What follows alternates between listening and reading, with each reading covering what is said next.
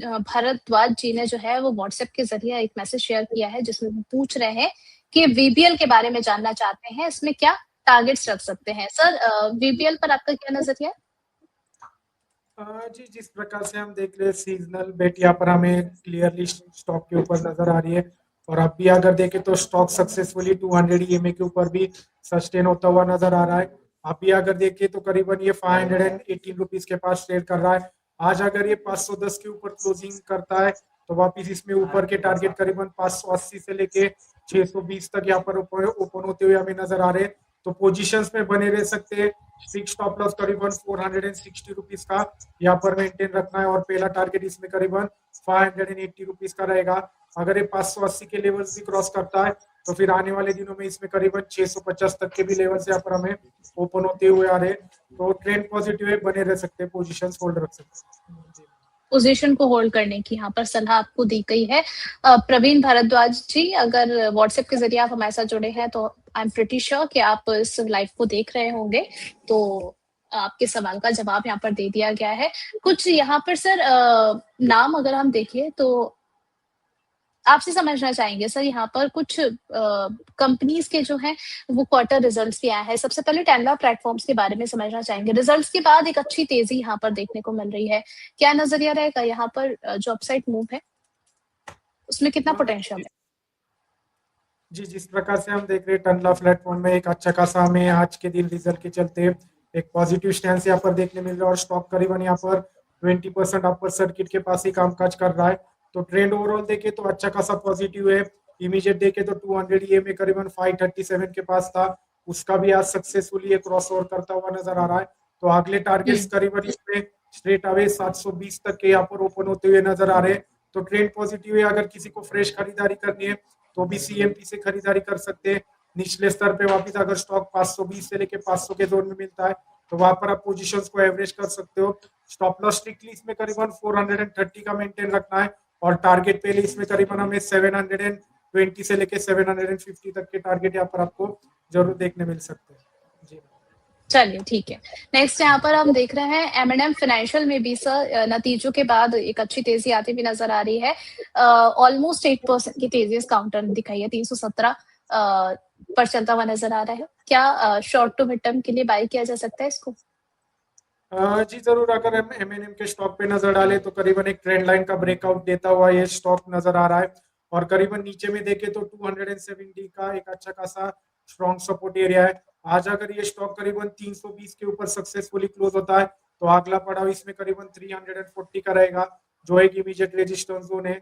और जैसे ही ये स्टॉक 340 के लेवल्स को क्रॉस करेगा तो अगला पड़ाव इसमें करीबन 390 से 420 तक का यहाँ पर ओपन हो रहा है। तो ट्रेंड ओवरऑल पॉजिटिव है।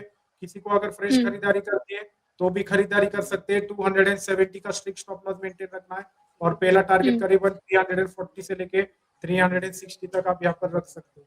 जी ओके, यहाँ पर अगर हम बात करें सर कोहेंस लाइफ साइंसेज में भी आज एक बहुत ही तेजी आती हुई नजर आ रही है। ऑलमोस्ट इसने भी जो है 20% का जो अपसाइड मूव आज के दिन पे दिखाया है, 433 पर चलता हुआ नजर आ रहा है। इसमें आप जो है वो लॉन्ग टर्म टारगेट्स क्या देख रहे हैं? जी कोहेंस लाइफ साइंस में अगर देखें तो ट्रेंड एक अच्छा खासा इसमें बेरिश बन चुका था। लगातार अगर देखें तो करीबन 1350 से स्टॉक करीबन अच्छी खासी गिरावट यहाँ पर हमें देखने मिल रही थी। 260 से यहाँ पर हमें एक अच्छा खासा एक उछाल बाउंस बैक देखने मिल रहा है। अगर ऊपर में रेजिस्टेंस की बात करें तो करीबन 600 का एक स्ट्रॉन्ग रेजिस्टेंस मेजर हर्डल है, जहां पर स्टॉक ने एक अच्छा खासा ब्रेकडाउन दिया था और वहीं से वन वे लगातार स्टॉक गिरावट यहाँ पर देखने मिल रही थी। अगर 200 ईएमए की बात करें तो करीबन 600 के पास ही 200 ईएमए सपोर्ट भी हमें देखने को मिल रहा है, रेजिस्टेंस। तो करीबन 600 तक ये लेवल्स ओपन है। देखना होगा जब तक ये स्टॉक करीबन ऊपरी सर पे 780 के लेवल क्रॉस करके सस्टेन नहीं होता तब तक यहाँ पर हम फ्रेश खरीदारी करना भी अवॉइड करेंगे। अगर किसी की पहले से ही खरीदारी है तो कोशिश करें करीबन 600 के पास अगर लेवल्स आते हैं तो यहाँ से एग्जिट करने की। चलिए ठीक है। नेक्स्ट यहाँ पर हम बात कर रहे हैं, सुबह भी काउंटर को सुबह के शो में डिस्कस करा था, आरबीएल बैंक को लेकर के 312 पर कामकाज कर रहा है। नतीजों के बाद अगर हम देखें तो शेयर में गिरावट आती हुई नजर आई है, 2.5% से ज्यादा की गिरावट है। दीपक सर आपसे समझना चाहेंगे यहाँ पर क्या करना चाहिए? जी अगर हम आरबीएल बैंक में नजर डालें तो एक रेंज में यहाँ पर हमें कामकाज करता हुआ नजर आ रहा है। अगर इमीडिएट सपोर्ट की बात करें तो करीबन 285 से लेके 275 का एक अच्छा खासा स्ट्रॉन्ग सपोर्ट जोन है। और ऊपर में अगर देखें तो करीबन 330 से 340 का एक हर्डल है। तो जब तक स्टॉक करीबन 340 के ऊपर क्रॉस नहीं करता तब तक यहाँ पर हम फ्रेश खरीदारी करना अवॉइड करेंगे। और निचले स्तर पे अगर किसी की खरीदारी है तो 270 का स्ट्रिक्ट स्टॉप लॉस यहाँ पर मेंटेन रखना है। जब तक स्टॉक 270 के ऊपर है तब तक इसमें तेजी बनी रह सकती है। जैसे ही स्टॉक 270 के नीचे ट्रेड करना चालू करेगा तो वापस इसमें गिरावट गहराती हुई हमें नजर आ सकती है, जिसमें हमारा पहला टारगेट करीबन 240 तक यहाँ पर देखने मिल सकता है। तो ट्रेंड पॉजिटिव है, थोड़ा सा रेंज में चल रहा है, इंतजार करें। जैसे स्टॉक 340 के लेवल्स को क्रॉस करेगा तो फ्रेश खरीदारी यहाँ पर आप जरूर कर सकते हैं। चलिए ठीक है, एक यहाँ पर ट्रेंडिंग की बात हो रही है तो वोडाफोन आइडिया भी जो है ट्रेंड करता हुआ नजर आ रहा है। इसमें 1.5% से ज्यादा की बढ़त देखने को मिल रही है। सर वोडाफोन आइडिया क्या अभी भी वॉच लिस्ट में होना चाहिए? जी, अगर हम वोडाफोन आइडिया की बात करें तो इसमें ढेर सारे न्यूज़ेस भी हमें देखने मिलते हैं और उसी के चलते यहाँ पर एक टाइमली बेसिस पे स्पाइक अप भी यहाँ पर देखने मिल रहा है। अगर सपोर्ट की बात करें तो करीबन 6 का एक अच्छा खासा स्ट्रॉन्ग सपोर्ट जोन है। अगर किसी को फ्रेश खरीदारी करनी है तो इंतजार करें, वापिस अगर ये 6 के लेवल के पास आता है तो ही यहाँ पर आप इन्वेस्टमेंट कर सकते हो। ये सिर्फ हाई रिस्क ट्रेडर के लिए अपॉर्चुनिटी रहेगी। और ऊपर में देखे तो इमीडिएट रेजिस्टेंस जोन करीबन 13 रुपीज का है। तो जब तक ये स्टॉक 13 रुपीज भी क्रॉस नहीं करता तब तक इसमें हमें फर्दर अपसाइड रैली भी नजर नहीं आएगी। तो ओवरऑल देखे तो थोड़ा सा हाई रिस्क की बेटे अगर किसी को खरीदारी करनी है तो 6 के पास खरीदारी कर सकते हैं। स्टॉप लॉस 4 रुपीज का मेंटेन रखना है और पहला टारगेट इसमें करीबन 13 रुपीज का रहेगा। और जैसे ये 13 के लेवल को क्रॉस करता है तो अगला पड़ाव इसमें करीबन 19 रुपए तक यहाँ पर हमें रैली स्ट्रेच आउट होती हुई नजर आ सकती है। जी मैम। चलिए ठीक है, यहाँ पर हम बात करें सर पेटीएम की। इस शेयर में एक बुरी पिटाई इसकी होती हुई नजर आई, लेकिन ब्रोकरेजेस जो है वो अभी भी इस पर जो है वो बाय की रेटिंग अपनी जो है वो रखे हुए हैं। इस पर आपका क्या टेक बन रहा है सर?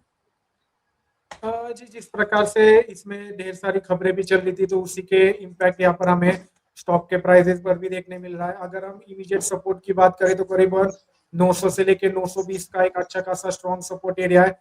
अगर ये जोन के पास आता है स्टॉक तो अगर किसी को लॉन्ग टर्म का नजरिया है तो करीबन 900 के पास आप खरीदारी कर सकते हो। स्ट्रिक्ट स्टॉप लॉस करीबन इसमें 800 रुपीज का मेंटेन रखना है और फ्रेश खरीदारी इसमें तेजी जब तक ये स्टॉक 1200 के लेवल्स को अभी क्रॉस नहीं करता तब तक इसमें फ्रेश तेजी करके भी हम कामकाज नहीं करेंगे। तो अगर किसी का अच्छा रिस्क रिवॉर्ड है तो वो ही इसमें जोखिम ले सकते हैं, वरना इसमें अवॉइड करने की सलाह देंगे फिलहाल के लिए। चलिए फिलहाल के लिए पेटीएम को अवॉइड करके चलिए, ट्रेंड जो है वो बहुत ज्यादा पॉजिटिव नजर नहीं आ रहा है एनालिस्ट की तरफ से। नेक्स्ट यहाँ पर हम अपने दर्शकों को सवाल लेते हुए चलते हैं। हमारे प्राइम मेंबर जो है सपना सावंत जी कभी कभी नाराज हो जाती है, कहती है कि देखिए शो हो जाता है, हमारा सवाल नहीं लिया गया, what's wrong with my question. Nothing is wrong with your question. सपना जी आपका सवाल सबसे पहले ले लेते हैं। एमक्योर पर आपका नजरिया जानना चाह रही है सर। एमक्योर फार्मा की बात करें तो 1640 पर चलता हुआ नजर आ रहा है। क्या किया जाए, यहाँ पर बाय किया जा सकता है करंट लेवल पर? जी, अगर एमक्यू की बात करें तो हाल ही की लिस्टिंग है और अगर स्टॉक देखे तो करीबन एक अच्छा खासा चैनल पैटर्न में हमें कामकाज करता हुआ नजर आ रहा है। ऊपर में देखे तो करीबन 1680 का एक हर्डल है। जब तक ये स्टॉक करीबन 1680 से 1700 के जोन को क्रॉस नहीं करता तब तक इसमें हमें फ्रेश अपसाइड रैली भी यहाँ पर देखने के लिए थोड़ा सा इंतजारी करना होगा। और अगर नीचे में देखे तो करीबन 1380 से लेके 1350 का एक स्ट्रॉन्ग अच्छा खासा सपोर्ट जोन है।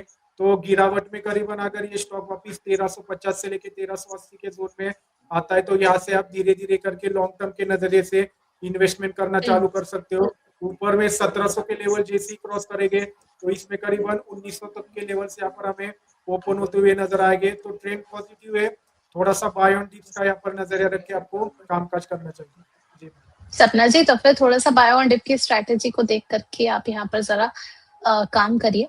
सीमा जी का सवाल आया है सर, ये भी हमारी प्राइम मेंबर है, एलएनटी को लेकर के 4111 पर इन्होंने अपनी बाइंग प्राइस मेंशन करी है। अभी हम देखें तो 4055 पर ट्रेड होता हुआ नजर आ रहा है, 1% की तेजी है, क्या पोजीशन होल्ड करना है? जी, अगर हम एलएनटी की बात करें तो इसमें भी ढेर सारे हमें बीच में खबरें देखने को मिल रही थी और अगर स्टॉक देखे तो इन्वेस्टमेंट पर्पस के लिए हमेशा एक आउट परफॉर्मिंग करता हुआ हमें नजर आ रहा है। अभी अगर देखें तो स्टॉक करीबन एक रेंज में यहाँ पर कामकाज करता हुआ नजर आ रहा है। जैसे ये ऊपर में करीबन 4450 के लेवल को सस्टेन करके क्रॉस करेगा तो इसमें वापस एक अच्छी खासी आपको रैली यहाँ पर हमें देखने मिल सकती है। करीबन 5000 के लेवल से यहाँ पर ओपन हो गए। नीचे में देखे तो करीबन इमीडिएट सपोर्ट जोन यहाँ पर 3700 से लेके 3600 का निकल के आ रहा है। तो अगर आपका लॉन्ग टर्म का नजरिया तो जरूर आप यहाँ पर भी एक एसआईपी के तौर के नजरिए से धीरे धीरे करके बाय ऑन डिप्स का यहाँ पर नजरिया रखना है। स्ट्रिक्ट स्टॉप लॉस करीबन 3500 रुपीज का मेंटेन रखना है और ऊपर में पहला टारगेट 4500 रुपीज का रहेगा। और जैसे ही ये स्टॉक 4500 के लेवल को क्रॉस करेगा तो नेक्स्ट टारगेट इसमें डायरेक्टली 5000 रुपीज के यहाँ पर हमें ओपन होते हुए नजर आ रहे हैं। तो ट्रेंड पॉजिटिव है, जरूर आप ये स्टॉक में भी निवेशित रह सकते हैं। इस स्टॉक में निवेशित रह सकते हैं, बिल्कुल ठीक है। भारतीय एयरटेल 1950 पर इन्होंने बाय किया हुआ है, कह रही हैं कि कब और किस प्राइस पर जो है यहाँ पर एवरेज करें। भारतीय एयरटेल की बात करें तो 1820 पर ट्रेड होता हुआ नजर आ रहा है। क्या सलाह रहेगी सर आपकी? जी, अगर हम एयरटेल की बात करें तो हाल ही में जिस प्रकार से खबर भी आई थी जियो के आईपीओ को लेकर भी अगले साल तक प्लानिंग इनकी चल रही है, तो देखना होगा उसका इम्पैक्ट भी इनके कॉम्पिटिटर्स पे कैसा देखने मिलता है। और अगर देखें तो एफआईएस का फेवरेट सेक्टर भी है, एफआईएस की अच्छी खासी पार्टिसिपेशन एयरटेल में भी हमें देखने मिल रही है। और अगर देखें तो ट्रेंड लगातार इसमें पॉजिटिव है। 850 से अगर स्टॉक देखें तो एक तरफा अपसाइड जर्नी यहाँ पर हमें देखने मिल रही है। तो जरूर अगर आपका लॉन्ग टर्म का नजरिया है तो गिरावट में वापस अगर ये स्टॉक 1650 से लेके 1500 के जोन में आता है तो वहां पर एक अच्छी खासी अपॉर्चुनिटी रहेगी खरीदारी करने की। ऊपर में जब तक ये स्टॉक 2200 के जोन को क्रॉस नहीं करता तब तक यहाँ पर हमें फ्रेश अपवर्ड रैलीज भी नजर नहीं आएगी। तो अभी स्टॉक करीबन एक रेंज में कंसोलिडेट करता हुआ हमें यहाँ पर नजर आ रहा है। तो गिरावट में करीबन 1650 से लेके 1500 जोन में आता है तो यहाँ पर आप धीरे धीरे करके खरीदारी कर सकते हो। स्टॉप लॉस इसमें स्ट्रिक्टली करीबन 1220 रुपीज का मेंटेन रखना है और पहला पड़ाव इसमें करीबन 2150 से लेके 2180 का रहेगा। अगर ये लेवल क्रॉस करता है तो आने वाले दिनों में करीबन इसमें 24